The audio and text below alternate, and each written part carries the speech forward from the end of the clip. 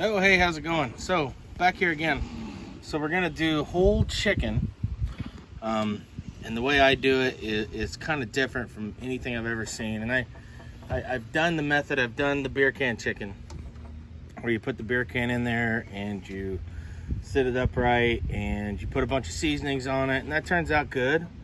I've done the method where you do butter and you stuff it under the skin and you put all the seasonings in there, and it's pretty good too. I tell you what I found though, I don't put any seasonings on before I cook it. And I know that sounds crazy. I've had people tell me that before, but I don't do it. What I found, man, is every time I would do that, I would look down and there would be a whole pile of seasoning in my grill.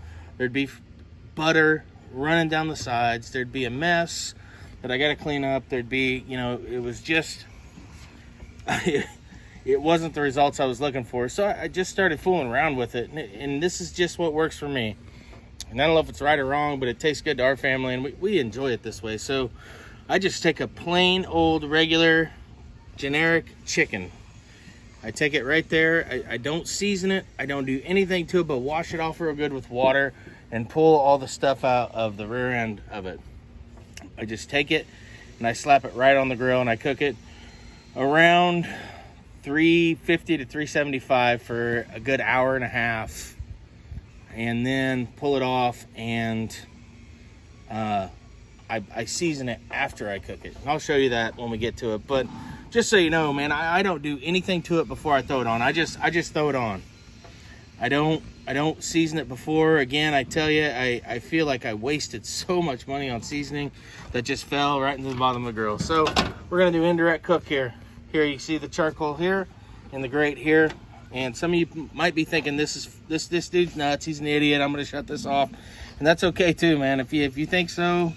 But I'm telling you, it turns out phenomenal. We're gonna do barbecue nachos today, and it all starts with the chicken. So the other thing I do, which may be insanity, may be craziness, I turn that breast side down. Slap it right on the grates, breast side down. Again, and I've never seen it. Maybe people do it this way. I've never seen it this way. But why I do it this way is because I feel like when you put the breast side up, the breast is getting the direct heat, or getting the indirect heat come right on it, and it's drying it out. And I don't want the breast to be dry. I want it to be moist, just like, everybody.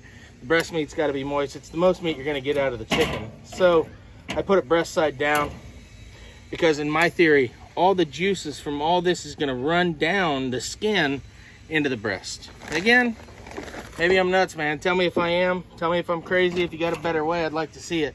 This is what works for us. This is what works for us with these whole chickens. So I'm gonna put a little hickory wood on that dude. Slap it right down on the coals, and then I'm gonna clamp it down. So again, breast side down, about an hour and a half or so. It all depends on when the chicken cooks, and I don't have the temp in front of me.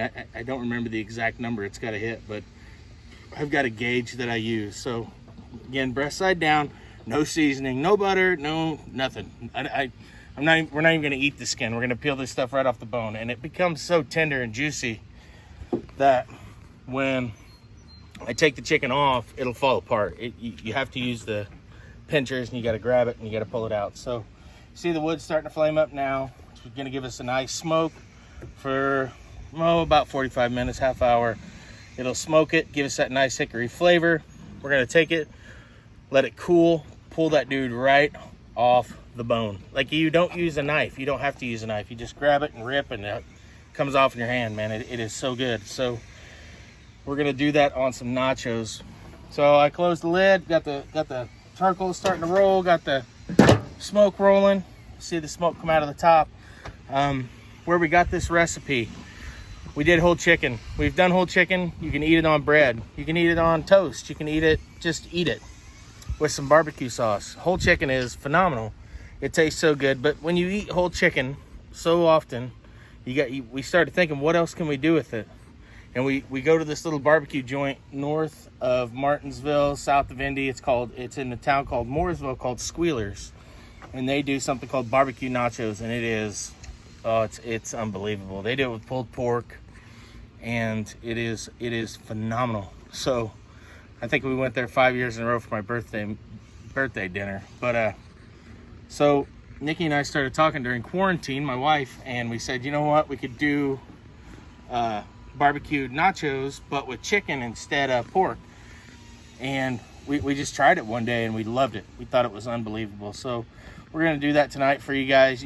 Show you how we do it. It's not a complex process. Chicken's the star of the show, and you saw how easy that was. And I'll show you how I take it off. And there is more to it than that. And I'll season it up really, really well after it comes off. And it is, I like it so much better that way than any other way I've tried it, with the beer can, with the butter, with it, any other method that I've seen. It's so much better to me this way, to do it post cook seasoning. And again, maybe I'm crazy, but anyway, stick around. We'll show you the barbecued nachos. They're phenomenal. You're gonna be pretty impressed with these. So we'll see you guys. Yeah. All right, here we go. So chicken all done. He is pretty, and look, he's so juicy and tender.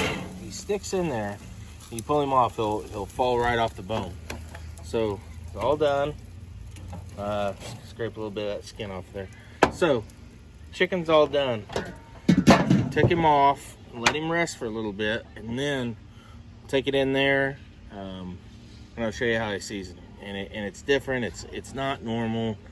I don't know, I like it better. I think you get more of the seasoning flavor with the smoked chicken, and I think it tastes really good. But like I said earlier, all I do is I just pull everything right off the bone. But if you try and do that right now, it is going to burn you. It is really, really hot. So probably wait a half hour or so, pull it off the bone, put it in a pan, and then slap it on some nachos and have some delicious barbecued nachos. So probably see in about a half hour or so. Okay, here we go. We're back. All right, so you can see the chicken's rested. You can see the juices from the chicken are draining into this pan, and I like that. I keep those in there. So what I do first, I just kind of start pulling the bones out, the big bones, and I'm gonna peel those in a minute. I try and get as much of that as I can. Do the same thing with and you see the leg, the meat just peels right off of that dude, man. This dude's tender, it's juicy, it's gonna be delicious. So I'll peel all that off, and then I'll just start peeling the chicken right off the bone. This is my bone plate. I will peel the chicken off of here and then keep it on the bone plate. I don't do the wings. That is like a special thing between me and my pal, the guy behind the camera, Blake Marquise. The wings are the chef's pieces. We save those, and he and I eat those in a minute.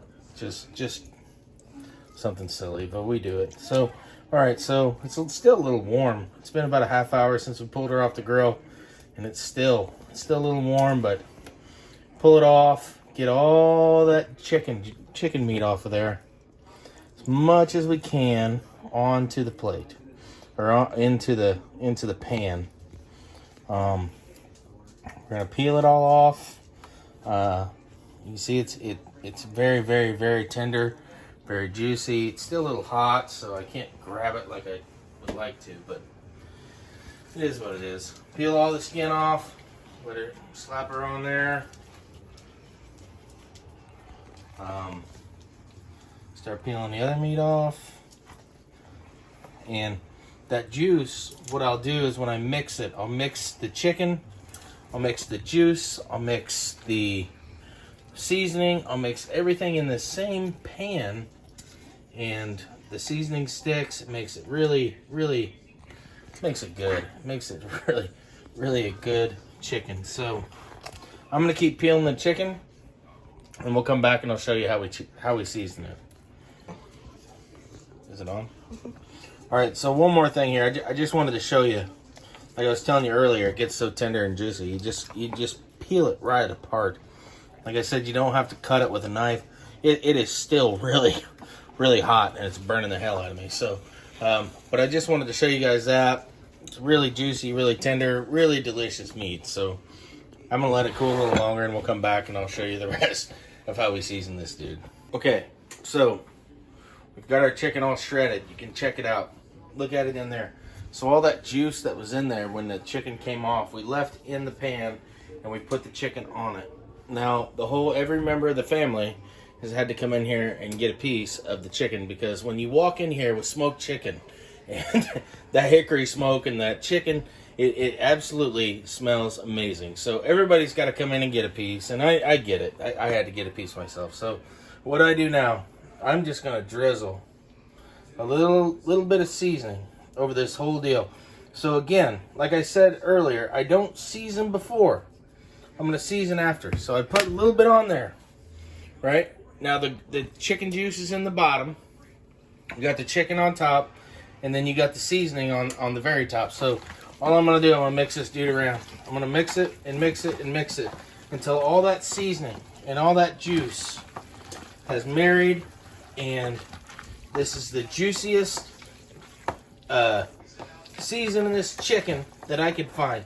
This is why I don't butter before. This is why I don't do all the beer can chicken. I don't do it anymore, because I found that when you do it this way and you let that chicken marinate in its own juice after it's been cooked, and you just let it sit, and then you put some seasoning on it, you got something special. And I'm gonna tell you, this stuff is unreal good.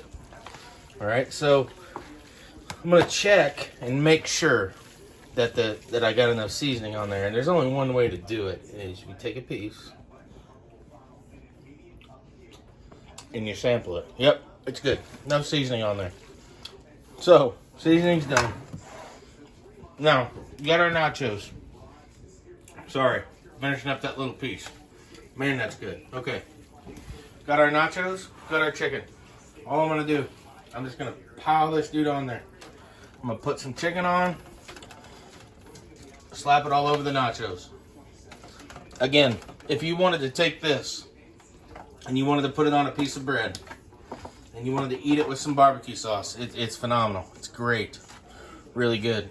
If you wanted to take this and you wanted to dip this in barbecue sauce, really good as well. Nothing wrong with that either. If you wanted to take this and you wanted to put it on a piece of toast, which is really, really good. A little better than just plain old bread. Little toast with some barbecue sauce and a tomato. Oh man, you're in for a treat. But we just started doing these barbecue nachos, and all I'm doing, I took just nachos, I put them on the tray. I put some cheese on there before, so you got cheese on the bottom. And then I'm gonna take the chicken, and I'm gonna try and get as much as I can on there. And then I'm gonna put more cheese on top. So I'm gonna take this, I'm gonna put it in the, let me wash my hands real quick.